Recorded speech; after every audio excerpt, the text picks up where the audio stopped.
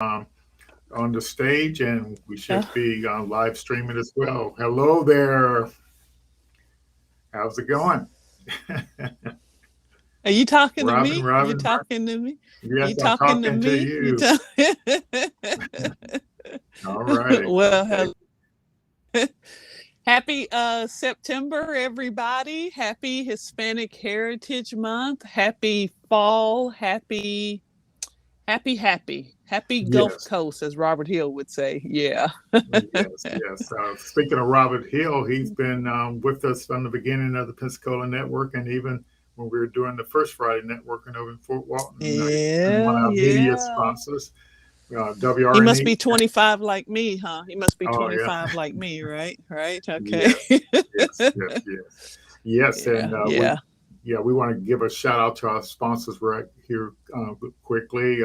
These are our founding sponsors shown on the screen: Gulf Power, uh, Pensacola, City of Pensacola, Pensacola Chamber, University of West Florida. I could go on, but I guess you can see them. We want to thank like Baptist Hospital, all these Pensacola News Journal media sponsors, Channel 3. I could go on and on, but we're excited that they've been supporting us all these years. So we want to just let them know we really appreciate them, and you all out on Facebook, LinkedIn, let the folks know we appreciate what they're doing to support the Pensacola Network and bringing so we can have guests like Elijah coming on and other guests. Yes.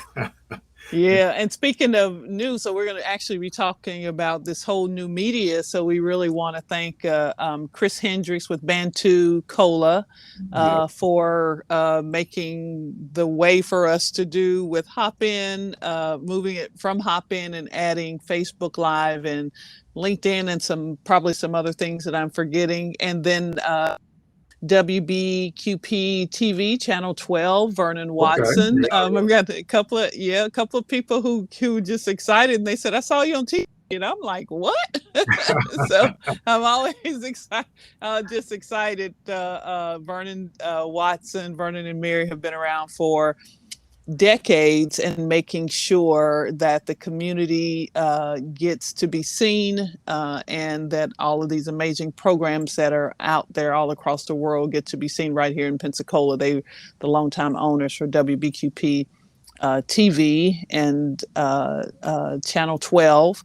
And so we're really grateful that for the last, month or two, we've been going on TV as well. So really excited about that. Yes. Yes. Yeah. Yeah. Our media partners, we just can't thank them enough. Yeah. Yeah, it's making a difference. More people will get access to the information. Yes, but we also want Yeah. folks to join us on the Hopping platform when they get a chance, especially on the first hour we do networking. And so today I got a chance to meet Rodney Jackson. He'll be coming into town here soon and working with the Oh, Student Community Institute. And so that's the power of networking. You get to meet people and chat with people. And so here, like we're broadcasting, so on Hopin, but you're seeing it on Facebook and LinkedIn. But it's not like Zoom where you have to have your camera on. So when we're on stage, you don't have to have your camera on. The only time you have to have your camera on is when you're networking and talking to somebody. Otherwise, you don't have your camera on, so you don't get burnt out, from the stuff. And it's a really great opportunity, to meet people. So like Robin and I, we have to look at each other. don't say that like that's a bad thing, baby. Lordy, have mercy. Somebody would get the wrong idea. What he really means is Robin and I love looking at each other. That's what he Yeah, really we love means. looking But at you each said other. But I have to keep my best but behavior when I'm on camera. yes, So yes, you do. Yes, you do. So we're excited. Rodney Jackson is coming back to Pensacola. And as you said, to be working with the Studer Community Institute. And Rodney I think he's from Pensacola. But he certainly has a long history here and family here. But he was a longtime banker. I think he was a commercial yeah, banker. So yeah, he's still in the really bank kind of industry.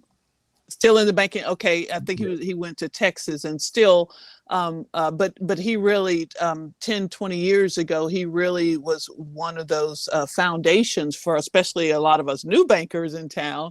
When I was in banking, Rodney was one of those people that you could go to for mentorship and experience. So it's really good. It would be really good to have him back into town. Fantastic. Yeah, that's really, really, really great. I think it's definitely will be a positive impact on the Yeah. community and be in a position to kind of help move things forward. Yeah. Yeah. Yeah, Yeah. yeah. Can I do So a shout out? We don't sure, do shout outs, but can I do a go shout out? go right So this ahead is there. the this is a VIP for September. I'm going to hold it up like this. Okay, VIP for September, but in it, our good friend and an amazing community member. I'm going to see if I can show you here, Sean. okay, Sean Hartsfield here is a founder of Hype Pensacola. They did a fantastic. give back, yeah, a school giveaway, and at Oakwood Terrace Apartments back in August. And so they have a full page spread in VIP Pensacola. So thank you, Sean, do for Pensacola and for families and for education and for the community. And so it's really good that you can see that visual in the VIP Pensacola. So excited to see him there. Yeah, and I think that's a good point. The media, our local media, has really been trying to showcase the Black community, and so that's really fantastic that that's going on. The News Journal's been doing a really good job. Channel Three been doing a good job, and yes, and so yeah, we're excited that the media is also doing some positive things to support the Black community. Yeah, Reverend Powell always says, "What you'll see, you'll be." Image. Oh, my image breeds inspiration. You said it enough. I should know it. It's a powerful statement. Image breeds inspiration, and what you'll see, you'll be. So it is really great to see these beautiful images. We know that folks have been doing these things for hundreds of years, but the visuals often haven't followed that story, that narrative. So it's a beautiful thing to see the diversity in it, and with such amazing and positive stories. So we are just really, again, so grateful for Sean and other people out there who are doing great work in the community. Keep doing it. Right on. Keep doing it. Yeah, Keep yeah. doing it. So when Well, y'all see Sean, tell him thanks for doing that. yeah, and what I think about Pensacola, and I've lived in quite a few different cities, and I notice here in Pensacola, you see more organizations doing stuff to help people than any Yeah. place I've ever lived, and so I think it's really fantastic the work that's going on here in Yeah. Pensacola and the support.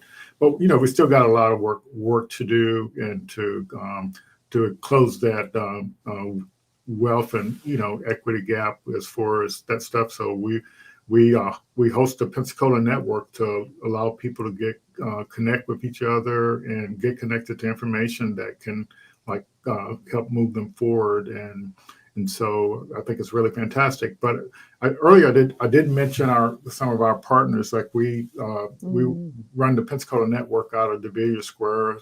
Most people call it the Eddie Todd building, but you know, but yeah. So yeah, Yeah. we definitely miss our in-person events, and we definitely appreciate that partnership, and also with Yeah. True for Youth with Reverend Powell. He's been an anchor in the community, doing good, and so we just appreciate all of our partners that help move the needle, and try to make things our community a better place for everyone.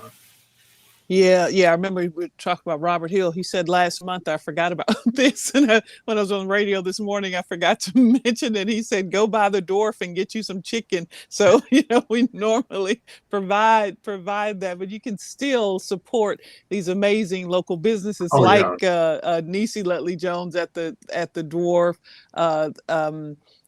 like Byron Long at Blue Dot, Blue. Yep. Five Um, Sisters, one of our Five one of our Sisters. Yep. JP business John sponsors here. Pierre. Yes. At Five Sisters and the great staff over there. We got some amazing partners right there in the historic Belmont de Villiers, and we have a new coffee and smoothie. Hope to get them on November, just to Okay. do a shout out. But a new business right there that's serving coffee. I think they're open coffee smoothies and a cafe style. So we're really excited. People remember where the Gathering Awareness and Book Center was Georgia Blackman's store before she retired a couple of years ago. So that's Yes. new in there. So we're really excited to have that. I think Well, Michael Allen is behind that. yeah, I can't wait to check them out. I saw somebody coming out of the door. I didn't realize they were open Yeah. today. Yeah, it's actually really nice running a business and living down on the blocks. It's really a neat thing, and we're still working to kind of grow it economically, and get more black businesses down here and more opportunity to kind of move the community forward. So we, yeah, so we could go on and on forever here. And so, but I think it's really fantastic how the community comes together and to try to move the needle, all the good things that are going on. So Yeah. who do Yeah. you And if you have have for? some good news, well, if you have some good news before we go to Elijah, if you have some good news, post it in the either on Facebook to share with our great viewers and audience, our partners, so that they can, help spread that word. So if you have an event coming up, or if you just have Yes. some good news to share, Oh so yeah. please do that and share. We may have, you know, 65, 75 people, on the different platforms immediately. But what happens is, and we notice right after, the numbers go up to almost 200, they will go back and view. So by Monday, it'll be like 200 people who have seen this. And then that number just exponentially increases. And so it's these platforms really do work, and the social connection in this digital age is a wonderful thing. So please make sure that you share whatever events that you're having, especially now toward the end of the year, fundraisers and things like Yeah. that, business opportunities, you need volunteers, whatever that need is. Yeah, and you're welcome to post any information of value on the Pensacola Network Facebook page, and that's what it's there for, to help the community be aware of what's going on in the community. So if you have any news, you just or if you paste something on Facebook, tag me in it, and I'll be glad to share it as well. But feel free to post. Yes. All righty. I think I did my part. It's time for you and Elijah to do your part. So, Elijah, if you come turn that camera on, I'm excited to kind of hear a little bit more about the, NFT stuff. And, we had uh, we had a guest on Start on the Blocks a couple of months ago, and he started talking about it. So we're going to let Elijah bring it on home. So I'll leave it up to you and him. Just let me know if you need any help, Elijah, Robin. Got you, Okay. got All you. right. You Everything may sounds come. okay? Yeah, everything's Yeah, good. we can hear you. Yeah. Yeah. Well, thank you. Welcome, Elijah, and welcome everybody to the Pensacola Network Show. Yay! That's everybody in the audience. Elijah clapping for you. You don't hear them, so I'm representing everybody. Represent. I'm really excited to have this conversation today. I love art, and one of my favorite artists is John Michel Basquiat, who died at the tender age of 27 in 1988. He sold his first piece of art for $200, I think, in 1981. In 2017, long after he died, he sold a piece of art, or a piece of art was sold, a piece of his art was sold for $110.5 million. And then, I mean, it was like one of the highest in the world, and certainly one of the highest for an American artist. He's African American artist, born to Haitian and Puerto Rican parents.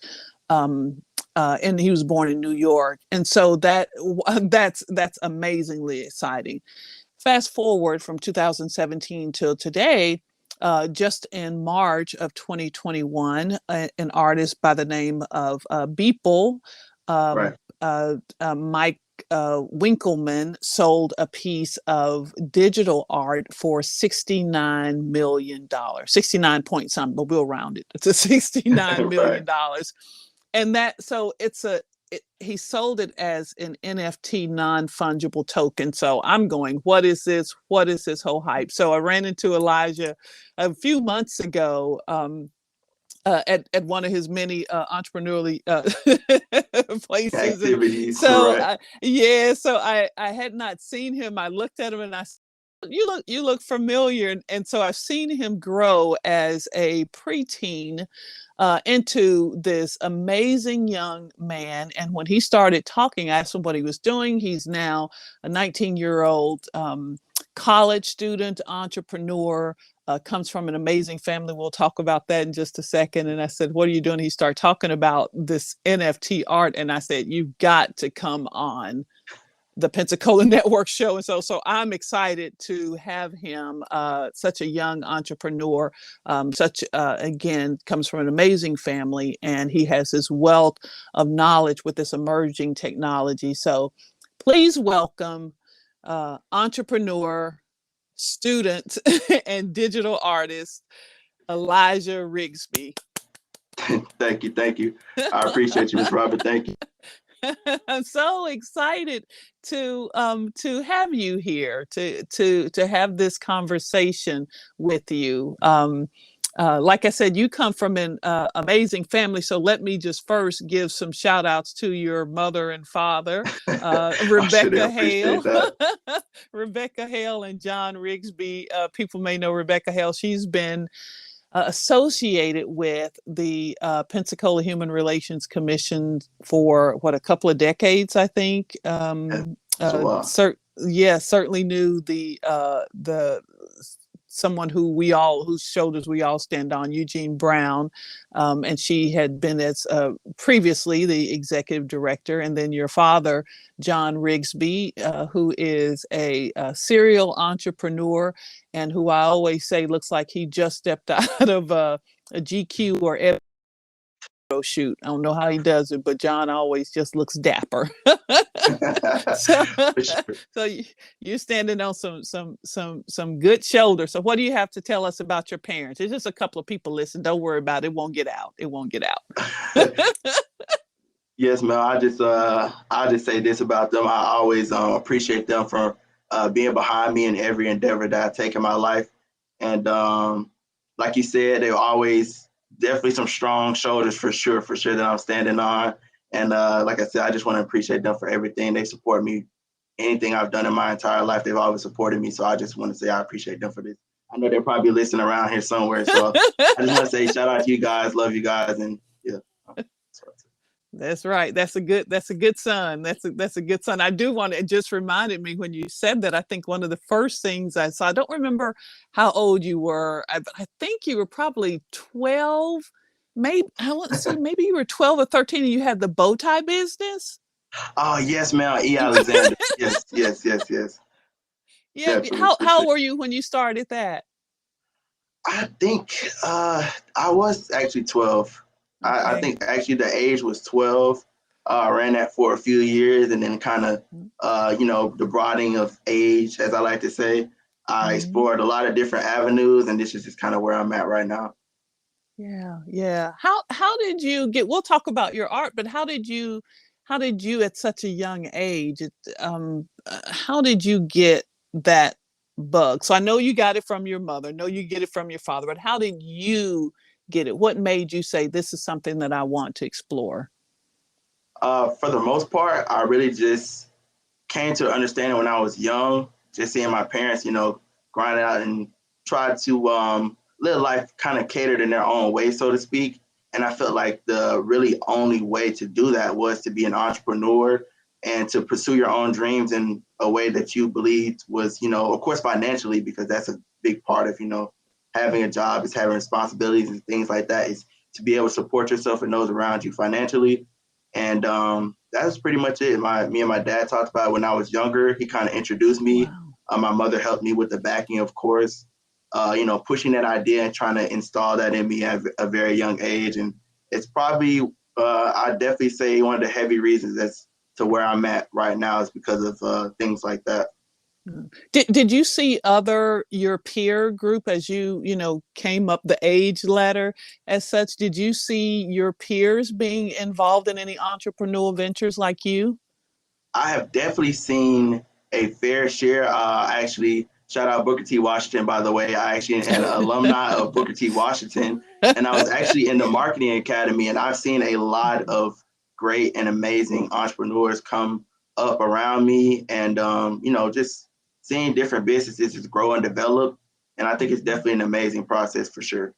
Is that the one that Miss Ross runs? Yes, Miss Carla Ross. Yes, I believe she Carla is Ross, now. yeah. Unfortunately, retired. She retired after I graduated.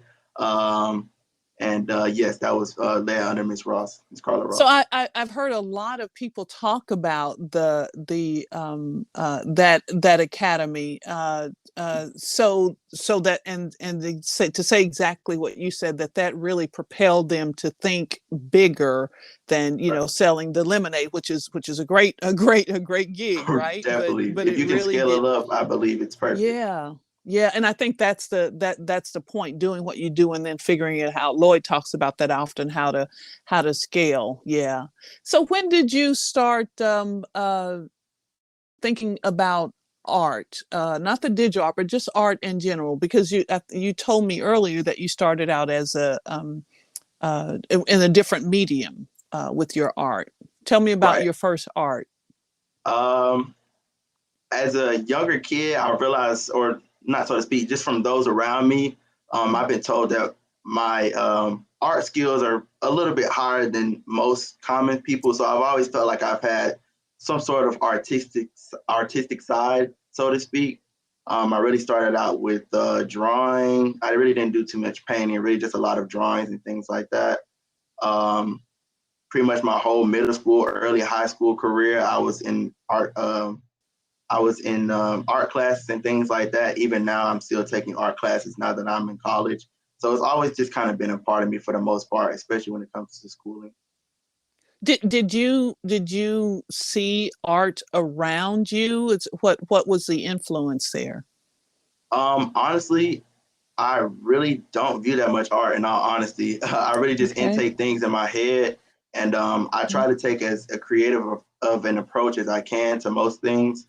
And that just comes from my own creativity in my head, really. I may see something, maybe walking down the street, or I may be driving, or I may be online, and I see something creative, and I'm like, I can manipulate it in this way, and that might look cool. Somebody might think that's appealing. So that's really my creative process. I couldn't really even name probably three artists in all honesty. I don't look at too much. Everything just kind of comes from me.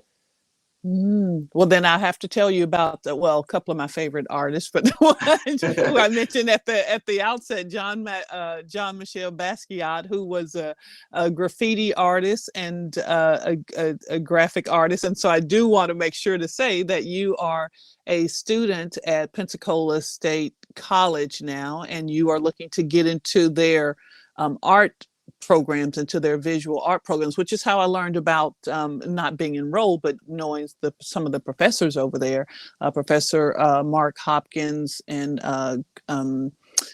Chris Lynn, who's now retired, but learning about John Michel Basquiat.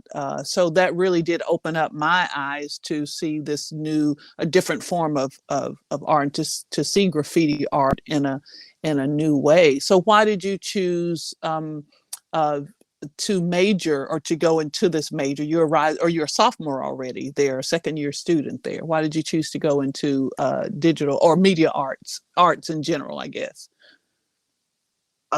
So I would say in marketing, I realized, as like I said, I kind of had an artistic side. A lot of people kind of, uh, I guess you could say, geared me more towards the creative aspect as far as marketing goes. Knowing, of course, the basics of marketing and things like that, but actually how to appeal to people visually, so to speak. So the graphic arts is really where that came from, steering me in that direction. I've always had like a passion for business and things like that. So the marketing kind of just all ties in together from the start. Okay. And it just mixes my creative Honestly, I don't think personally I'm all that artistic. I think I can be very creative, but it just kind of mixes those two mediums for me, the business and the creative aspect. Nice, nice. Well, let's get over to the digital art. So when did you move from this, you said you started out with drawing and then moved into the more graphic deal. When did you move over to digital art and what was that transition like? In high school, I was enrolled in like the tech classes, so of course I went through all the Microsoft programs. Sometime during I believe that was my sophomore year of high school, I actually was introduced to Photoshop, and that was basically my main thing for a while. Just basically, I just fell in love with it. Basically, in all honesty, just the aspect of creating things, pulling different images, finding inspiration just from playing around. Mm. I just thought it was awesome in my opinion. Then I of course moved on to the other aspects that Adobe has to offer, like After Effects and Illustrator and all those types of mediums. Okay, okay. And so then this new medium, let's get into this new medium, this non-fungible token, which I had to look up, and not Wikipedia. I had to do some deep. Wikipedia is a great place to start. Go scroll down to the resources. It's a great place to start. But this is a new market, a new currency that is closely associated with cryptocurrency. Right.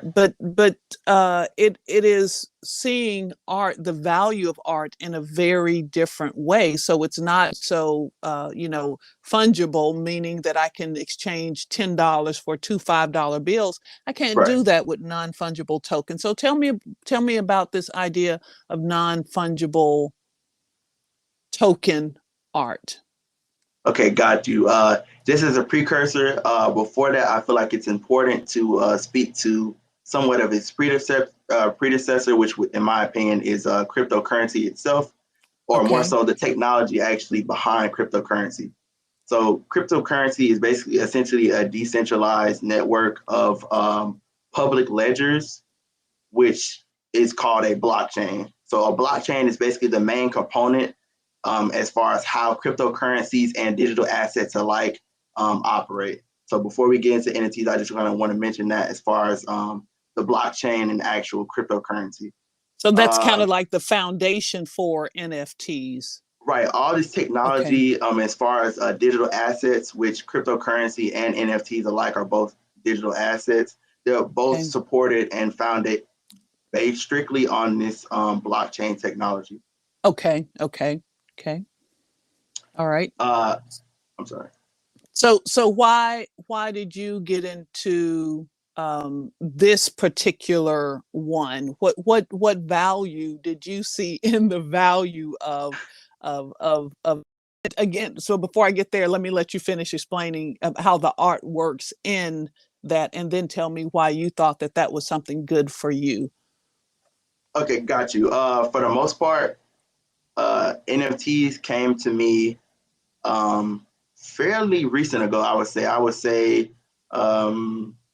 is that June-ish, somewhere around June. I had been Okay. seeing a lot of these images on social media, as far as especially like the artwork that you had mentioned earlier, the crypto punks, which I'm not sure some of you may be familiar with. I've been seeing a lot of these different art pieces and collections popping up and selling for millions of dollars, and I was very curious as to say, well, what's going on here? Early in the year, I was actually introduced to cryptocurrency. So from January to February, I've pretty much been heavily involved in that space. And then the Okay. NFT space was brought to me, and then I realized, hey, these things are basically one and the same. So that was pretty much my introduction to NFTs, and I just pretty much just been researching, investing, pretty much everything in between for the most part. And so the good thing, I think, uh, especially with digital art, where, and we talked about, Lloyd and I were talking earlier about social media, and if, just in case, let me say this real quick because my battery's going down. So if I do, my computer was tripping earlier. I'll be able to hop on. So Lloyd, if you see me go down, I'll need you to jump in quicken. But my computer is back up now. So the just lost my train of thought.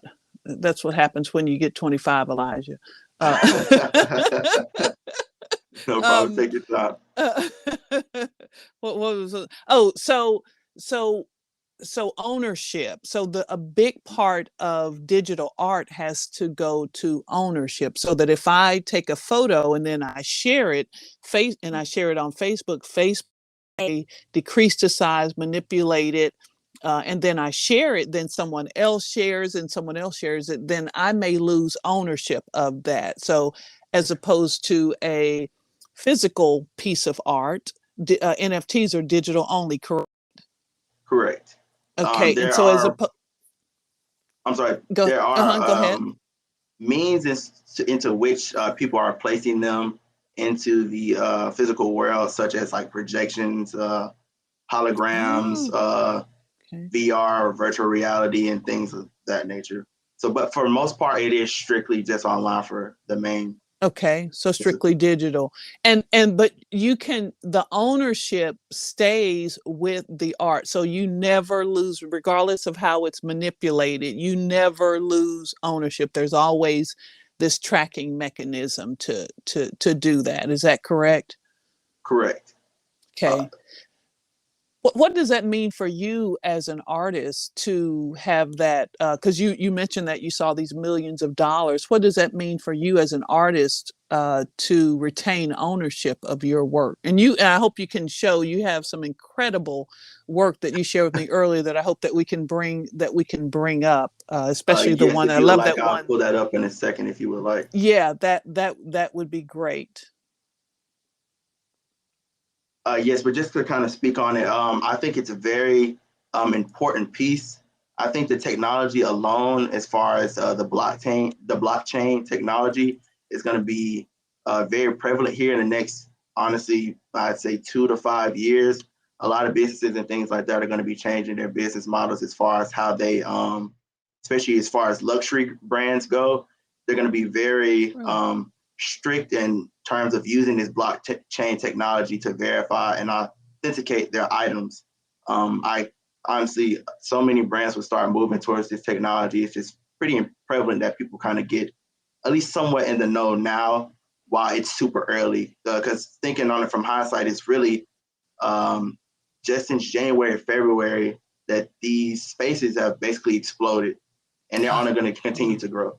Like that $69 million, the one that was sold by the artist Beeple. And speaking of luxury brands, he made a I think he's now in South Carolina. He made a deal with Louis Vuitton.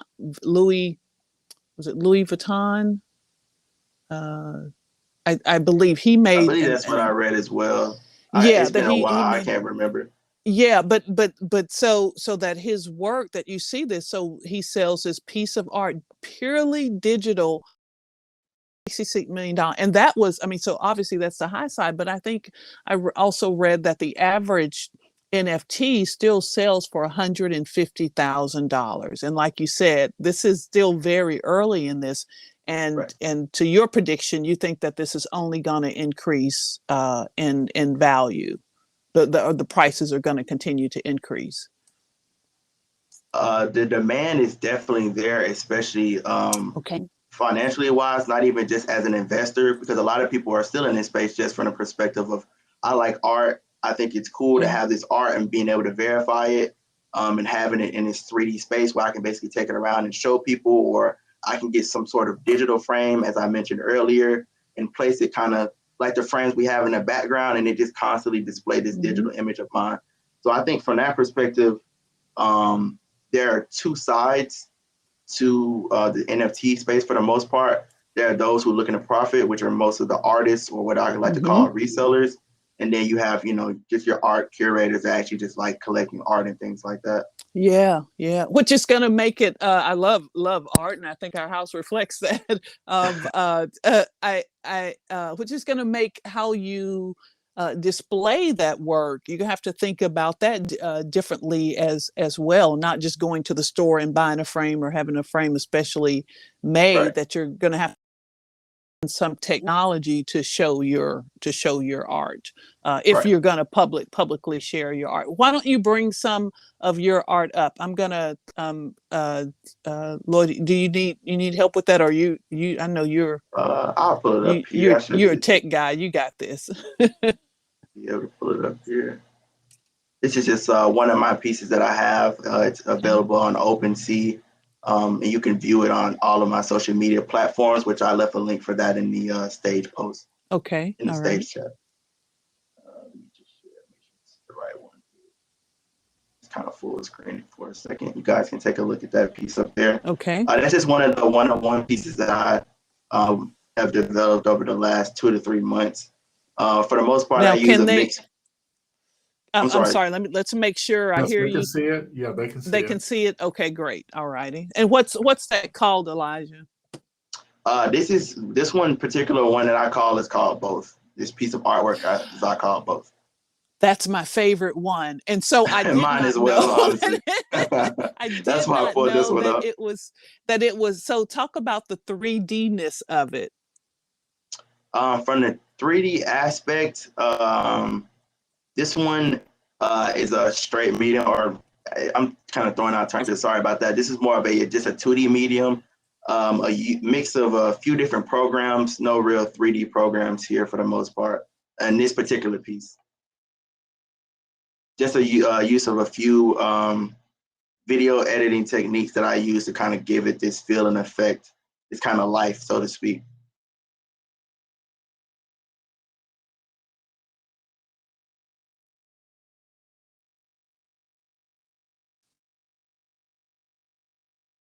I'm sorry, am I still connected here?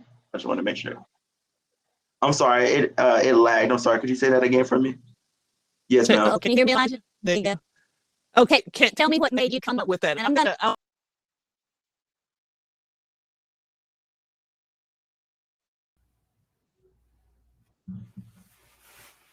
I'm sorry, I think I'm having some connectivity issues. Yeah, my battery's going. I'm gonna Hop. hop over to Yes, my other computer Robin. here. So Okay. yeah. Gotcha. So I think. Okay. Yeah, I'm all gonna right, log sounds off and you good. log back All right. on. Yeah, Elijah, it's coming through Okay. fine, and yeah, it looks pretty fantastic. And so so it's actually animated. So it's not a movie. It's what is that, like a GIF or JPEG? Technically, you could consider it a GIF, so to speak. It's a Okay. GIF, so to speak, or an MP4 file format. It's technically a GIF for the most part. But yeah, but okay, but you can do two-dimensional stuff and I guess video clips as well. Yes, you can. Technically, they'll all pretty much be a mix of 2D slash 3D creation for the most part. Okay. If you give me a second here, I'll pull up one of these other images. Okay, sounds good. Sorry about that. No, you're good. I posted a link to a story that was done earlier this month. They were teaching elementary school kids about NFTs and art. So they're getting them involved in it really, really early. Yeah. And I think actually from the perspective of depending, especially as far as my purpose, excuse me, generational wealth. Yes. A lot of these things are such early industries that it would be quite foolish to not, involve yourself, at least educate yourself. And, the world, which is just growing rapidly, is kind of about it. People are basically millionaires from, and I think it's important as far as financial assets for the most part. Yeah. So that brings up the question: how accessible is it to get into dealing with NFTs and art, or almost, how accessible is it? Can like a non-technical person get involved in it, or what's the I would say so. In all honesty, just to speak, I'm sorry. A technically 3D created medium. This piece is Okay. called Visage of a Wreck. This is one of my other pieces that I have on OpenSea. Okay. but for the most part, it's fairly easy to create an NFT. Of course, it does cost. It's not super expensive as far as like the gas fees, which are the actual basically cost of energy, which is allows it to be actually attached to this blockchain, which is called minting. That particular process of it being added to the blockchain is called minting, which kind of like minting art, basically. Yeah. So walk us through. Let's say you created a piece of art, or walk us through what you have to do to take advantage of this NFT space. For the most part, first off, you would have to create your artwork.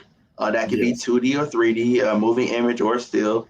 And there are many different ways to create that for virtually free nowadays. There are programs like, just to name a few, Adobe Sparks, Canva, and there's probably a few other free ones out there that you could create your own artwork with. There are probably tons of free stock photo images that you could get, clip arts, you name it, video clips, all types of things that you could use to create your artwork there. Then you would proceed to go to a actual NFT exchange, so like OpenSea, and there's like 2 other primary ones. Okay, so there's platforms for NFC and OpenSea. So I'll put a link to that. So it's OpenSea. Yes, sir. .io. .io. Okay, let me see. I'll try to pull it up here. Put it down so you can see my face a little bit. Okay, I think I got it. But it's pretty, it did come up correctly. OpenSea as in sea, like the water. Okay. Yes, sir. OpenSea. Yes.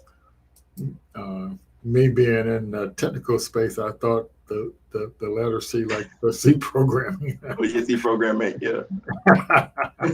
Yeah. So that's a market space. So what would be the equivalent of that in the non-NFT space? Would that be like Amazon Marketplace, an equivalent to the non-NFT space? Right. So like Amazon or any type of third-party seller. You can technically consider art galleries, those third-party sellers as well. Okay, I understand. So you create your art, and then you create an account on this, like the platform like OpenSea. Right, and then you'll attach it to your account. There are a few, I would say, for those who are interested or planning to enter the NFT space, to do a little bit of research. I always encourage doing research as far as doing this, involving yourself in this space. Saying that, I would like to say that I am not a financial advisor, and I do not know everything completely about this space. But I would just like to throw that out there. I am a strong advocate for doing your own research and being your own information bank. If you hear something from someone, I always believe you should go and do fact checking for yourself. I definitely recommend involving yourself as far as the crypto space. Not necessarily every crypto in the world. There's, I think, about 5,000 or so. It's probably more than that now. But not too long ago, it was only 4,300 cryptos in the world. There's probably a trillion now, in all honesty. Everybody wants to become their own crypto creator.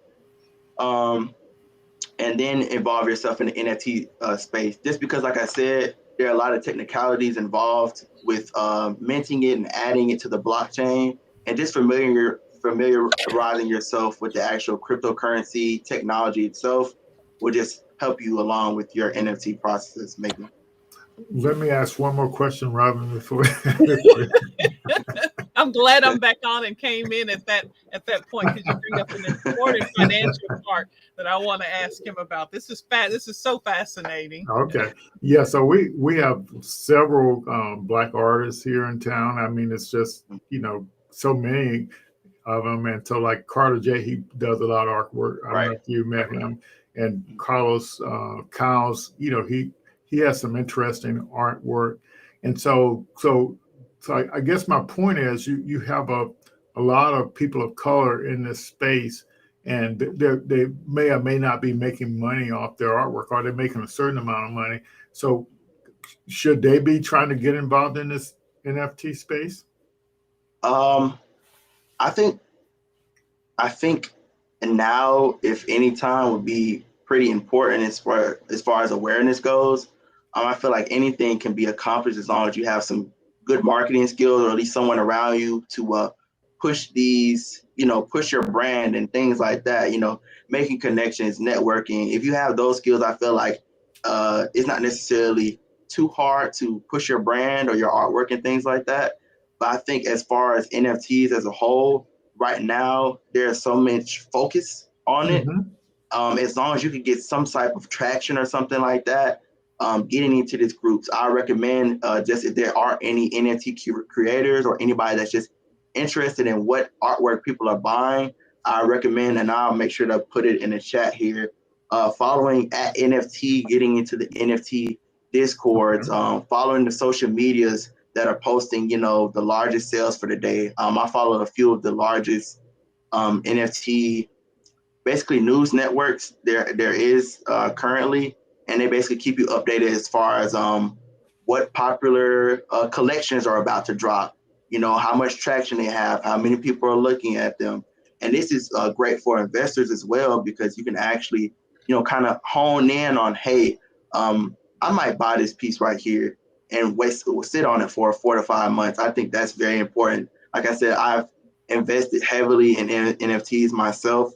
I'm a strong NFT advocate as well as a developer. I love looking and collecting NFTs and things like that as well.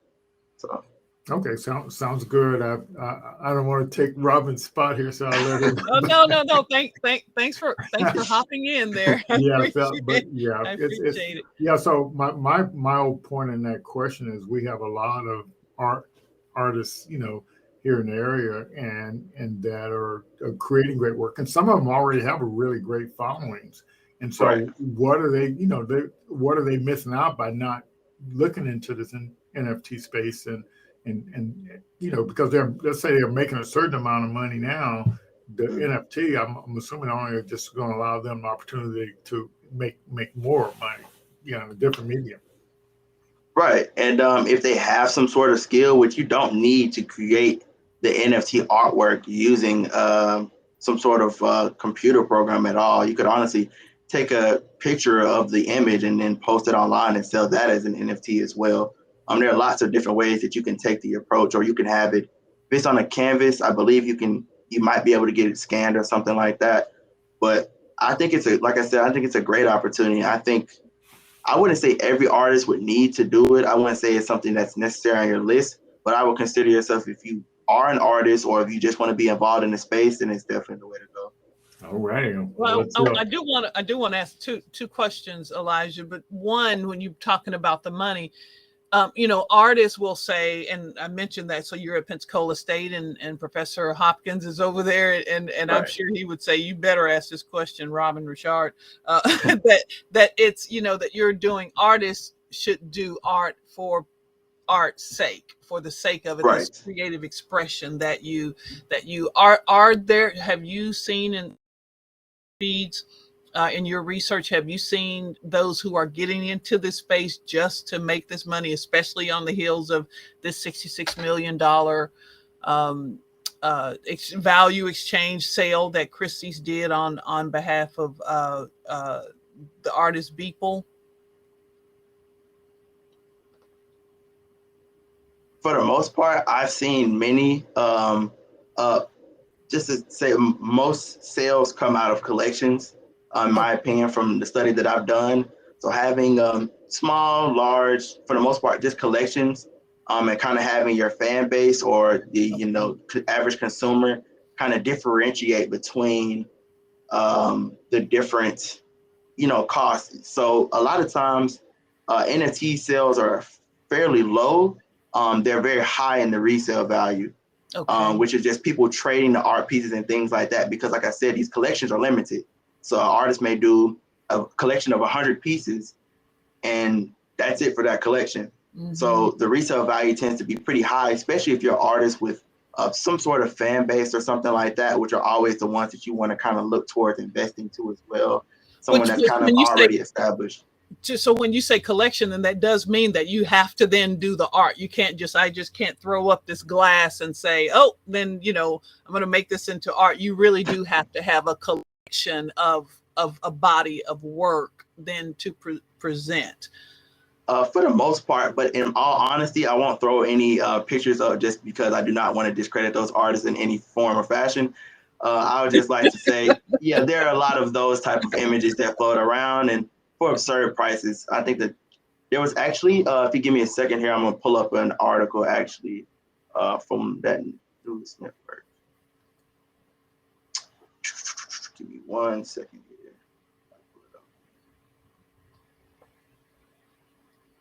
So this is, as you look for that, it's rapidly changing. This medium is rapidly changing and is an emerging market. So your point earlier that you made about getting in early is a really good thing. Getting in, since this isn't a new and emerging market, then the value is a bit high, perhaps a bit inflated, but you can make, if an investor is looking for a way to increase their value, you're saying that this is one of those ways to do that. Definitely, for sure, without question. Okay. Definitely, for sure. This up here is just one of the pieces of Chromie Squiggle. It's a collection of, I believe, 10,000 or 9,999, I believe. That's the number for the collection. But this is just a piece, just for example. It's a line, and it actually is animated as well. It changes colors along the path of the line or the stroke of the line. If you look there, it was sold for 0.25 Ethereum, which at the value of, at the time, which another thing about it, the value of cryptocurrency, which is the currency that you're dealing with when buying and selling these NFTs, you're actually buying and selling in cryptocurrency. Okay. So it was actually sold for 0.25 Ethereum, which at the time, 8 months ago, was valued at $750. It sold the other day for 922.5 Ethereum, which is $2.8 million. Wow. So you can see the quick appreciation in terms of financial value, and there's tons that increase much quicker than this particular one. So your three, I think it went to 0.25, and you call Ethereum. Is that what you're saying? Right, and in OpenSea you can list it in different currencies. Okay. Ethereum is basically the open runner or next runner to, I'm sure a lot of us have heard of Bitcoin before. Yeah, it's basically the next runner to Bitcoin, and so it tends to be the most popular one. That in terms of the actual transactions that occur on that particular blockchain happen a lot faster than those of Bitcoin. So the buying and selling. I'm not your agent or anything like that, but I'm just going to compare what you just said, that this piece, this squiggle, this Chromie squiggle that you have on the screen was valued a few months ago at 0.25 and just sold for, I was trying to see the date for this article. This says 2 days ago. So if this is recent, the one you just pulled up, $2.81 million. Oh, wow. Okay. Wow. That's just the animation for it. There's no sound or anything associated. Wow. And also, this is one of the main NFT pages I follow. They're very accurate in terms of their postings and keeping updated as far as collections and things like that. So it says I'm not a sponsor for them at all, by the way. Sure. I got you. No, this is news. We're doing this for analysis, so that's all right. So that said for 0.25 8 months ago, which is what you have yours on. Now I think yours is 0.25. So what you're saying is to get in at this this lower cost, then you see this rapid rise, a rapid increase in the, perhaps not in the value, but in the price of the work. That's absolutely amazing. That puts it, I mean, all of us can understand the dollar, even if we don't understand cryptocurrency. Right, that's why I just happened to share that with you. That one always, I've seen a few of those squiggles sold, mind you. I've seen probably about 5 or 6 of them sold within the last month and a half or so. So people are definitely catching on to that particular collection of the squiggles. But that's just one of, I mean, I've seen lots of different collections selling for those type of numbers. And the value necessarily So that, like I said, there's always two sides. So there's the buyer, or there's the maker, and then there's the consumer. So the maker, which in this case is the artist, they're making these art collections, which maybe 100 pieces, maybe 50, however many they decide to create. And then they're selling them for these somewhat, I would call, low numbers as far as art goes, or what they may consider. The artist, he is his biggest critic, so he prices things according to how he feels. They're pricing these things for low. Now, he priced it at $750, but if you multiply 750 by 9,999, which, don't quote me, but I believe it's the number for that particular collection. Mm-hmm. And when you're talking about a lot of money, you're talking about a lot of money for sure. So it's easy for the artist to, make his profits, and then once they're sold, of course, he's not going to receive any additional funds because it's already out of his hands, and the resale is justified by the person who bought the artwork. But it basically helps boost his image. Sure. But I think that is part of the conversation, this emerging conversation about should the artist continue to get this sort of residual sale because it is a digital work. So that is part of the, if I have a piece of art on a paper and then it's sold to someone else, I don't know that it's been sold and I may not get any residual. But with digital art, I may in fact get some, as an artist, may in fact get. I think that's part of this emerging conversation. You heard me say emerging a lot tonight because this is really it is. It's an emerging technology. world, and it's only going to continue to grow. Yeah. Well, listen, this has been absolutely fascinating. And again, I'm sorry about the hiccups there, but I'm glad I was able to log back on on my computer to get that. This is fascinating, and we have linked your links, your what do you call that, at Icon Tradable. So we've linked your link. We posted your link. That's what I'm trying to say in the deal. And I don't know if there's any questions or anything, Lloyd, if you'll let us know if there are any questions on Facebook or anything like that. But Elijah, we do have some other questions, but I want to close out this point and just thanking you so much for explaining this. I know that you're not a financial investor, financial analysis. I know this is so important for me, and I think for the Pensacola network, to understand everything around economic development and community development, because this is a way to that young artists can get into it. It's an emerging market, but it's also a way for investors and to get into it, and so then that creates that economic development, buying and trading things. But it also goes to how we these new industries or new things in old industries, about how we place our young people like you, our young adults, and into these markets, and how they then educate us on these new things. So I'm so excited to have this conversation with you. I'll give you the last word on these NFT and art, or your art. I just want to honestly take that time to thank you and Mr. Lloyd. I appreciate you all for having me on and presenting to you guys NFTs, my projects, and basically the space in general. I appreciate you all for giving me this opportunity. Yeah, this is fantastic. This is absolutely amazing. My head is going, what? Yeah, thanks for helping us with this deep dive into this. This is really fantastic. It's such an intensive space. It's just it can be overwhelming, especially getting into it just rapidly like this. I hope I was as clear and concise as I can possibly be. Yeah. I promise I'm going to sound like a mama here and not to sound like your mama. You have an amazing mama, but I'm really proud of you. I've seen your arc, over the last 10 years or so, and it is really fantastic the way that you have taken your art and your love of art, your love of technology, and your love of entrepreneurship, and blended all of those together.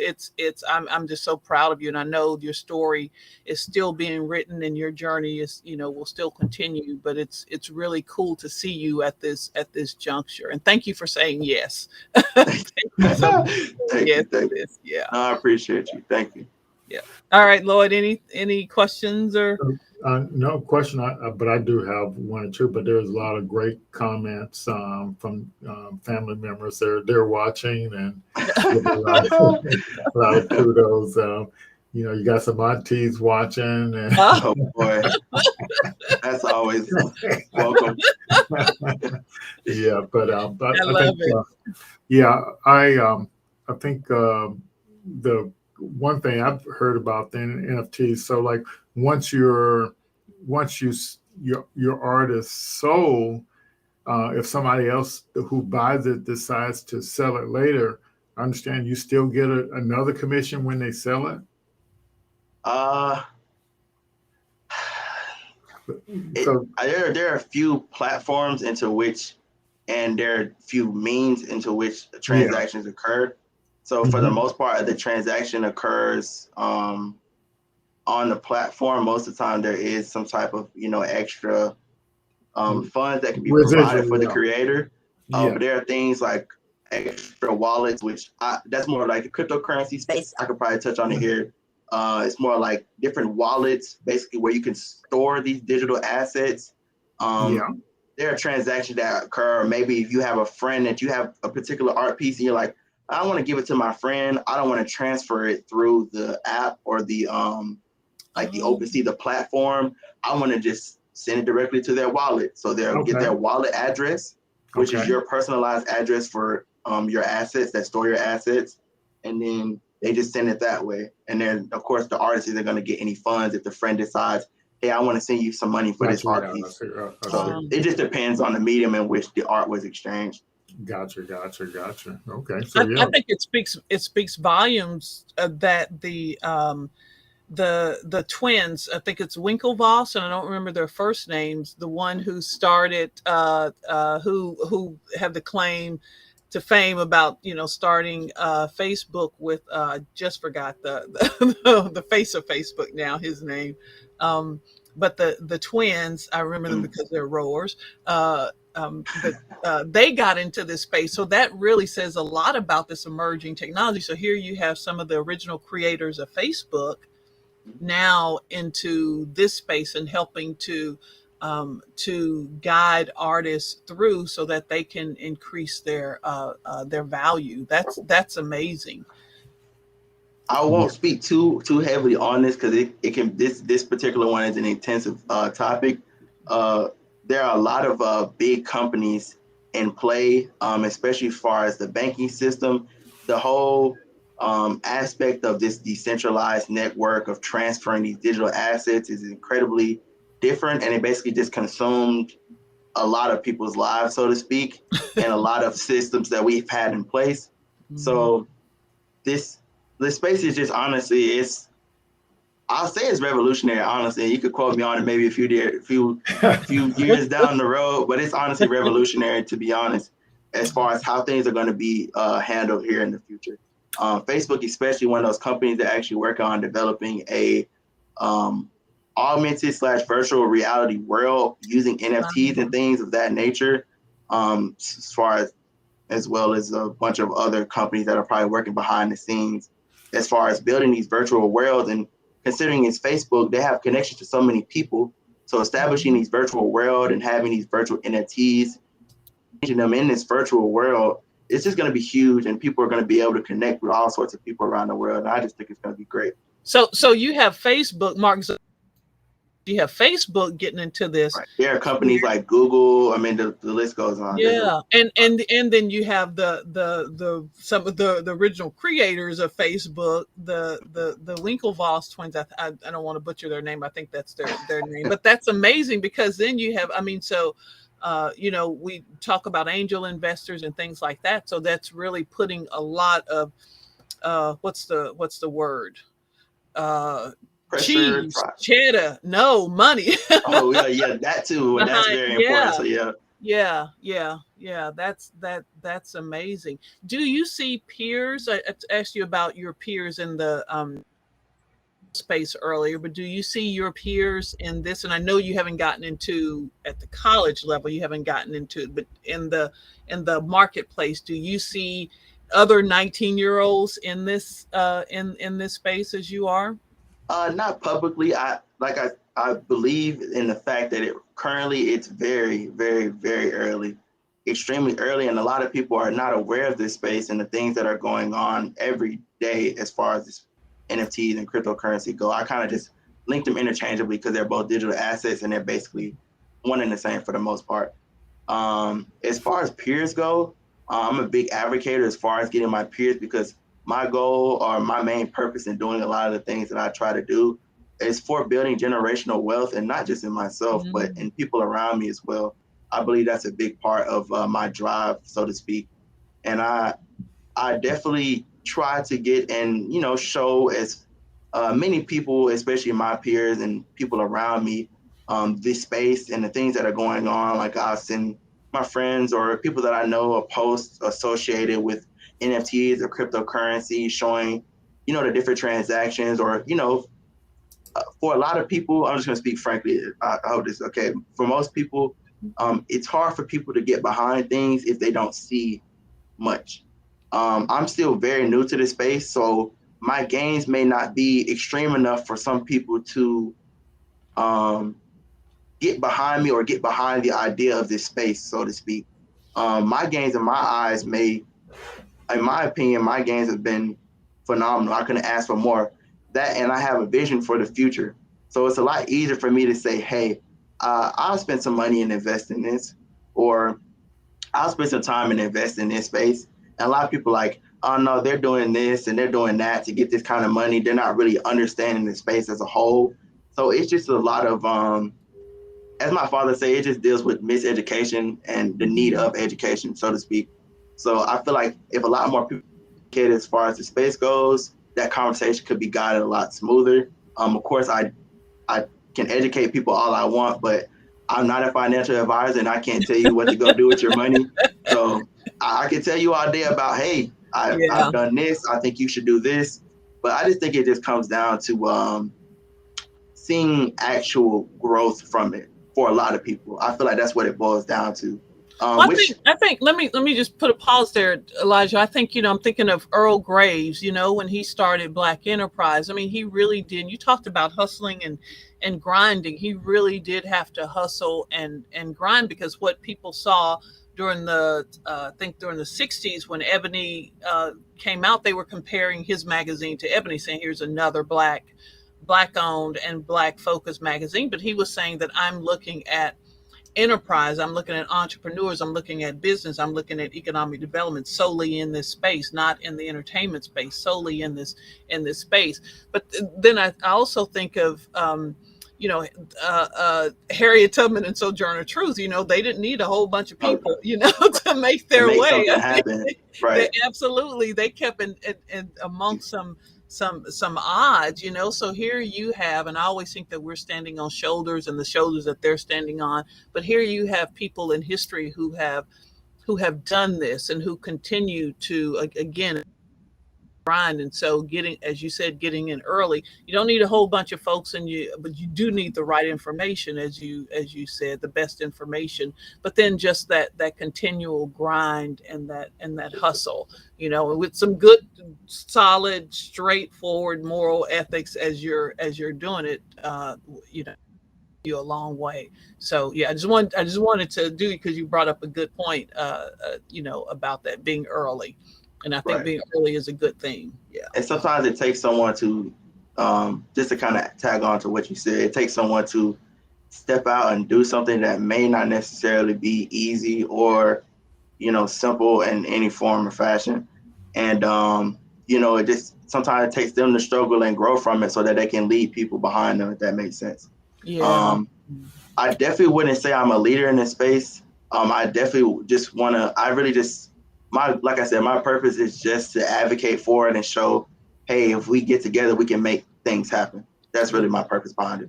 Yeah, I'll say this lastly. I think the sheriff's department with Chief Simmons, and I think it may have been City Councilman Delarian Wiggins, who's also a sheriff. I think they started, and some other ones started that program to show young men, the suit and the tie and all this. And I think it kind of goes back to what we were talking about with Reverend Powell, as that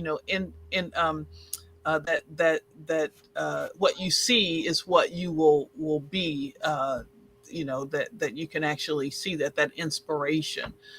So keep doing it, young and Thank you. keep Thank you. doing Thank it. I you. don't mean any disrespect by that. No, I don't take it. I take it in stride. Keep doing it. Yeah, because you don't know who you're motivating to, to ask questions, to seek more information, and to gain more knowledge. So that's a beautiful thing. Yeah. Unless we have any other questions, maybe I think we're Okay. good. This has been pretty amazing. This has been really amazing. Yes, yes. I didn't see any more questions. But this whole I think NFTs, when you really um, it's not something that's too hard to understand. And so, when you just look at the so it's disrupting these different markets. So it's disrupting the way you traditionally do art, and it's disrupting. So it's just a whole economy now is looking for new ways to do things, and the NFTs is just it's a new way to do to do the artwork and Yeah. different things like that. So it's not like it's too complicated to understand. And so like if you want to learn about, so I downloaded an audio book, and I'm over halfway through with it right now, and it's giving you a pretty good understanding. So it's not really complicated. So my point is, it's accessible to anybody who wants to learn. So the question is, why should somebody learn about it? And Because baby, everybody ain't gonna download no audio book. That's why we have Elijah on here. well, And I mean everybody, E comma E apostrophe ER body ain't gonna download. No, yes, I well, did. I wasn't recommending down. I said that's what I did. So, but anybody, you can go out and buy the books as well. So They ain't gonna buy the book. That's why we have Elijah Rigsby on here, because what my point is, I know what you're saying. I'm teasing. yeah. You. So he's introducing it to the stuff to everybody. So I just want people to understand that you can do it. It's nothing Absolutely technical about it. It's not beyond what anybody can do, and they're teaching elementary school kids on how to create art and how to get involved in this stuff. Yeah. So I think it's just a way that we can be involved and participate in the future, what's happening in the future, as opposed to being on the outside looking in. And so well, we got our own Professor Rigsby right here. So we're gonna invite him to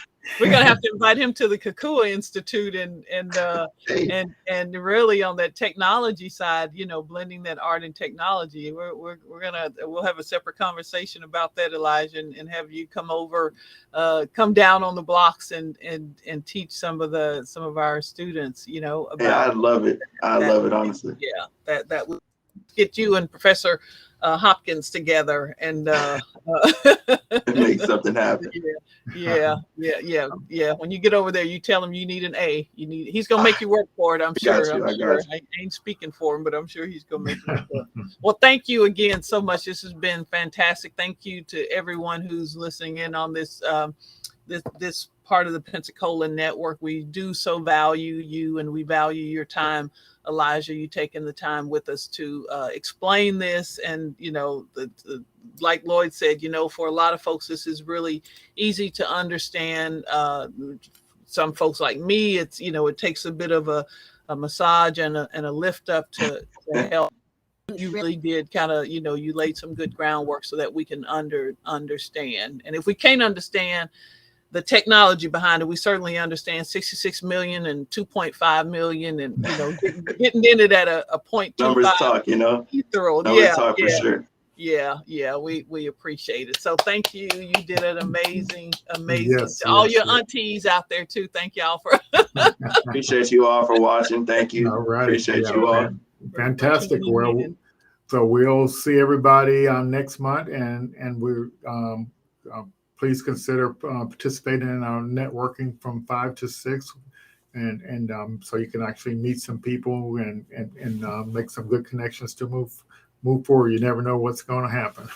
And we'll have this video. This video will be kept on Facebook, on the Pensacola Network, Facebook.com/Pensacola Network. And thanks again to Chris Hendricks with Bantucola for helping us with that. And and we'll see y'all next month. Thanks, Elijah.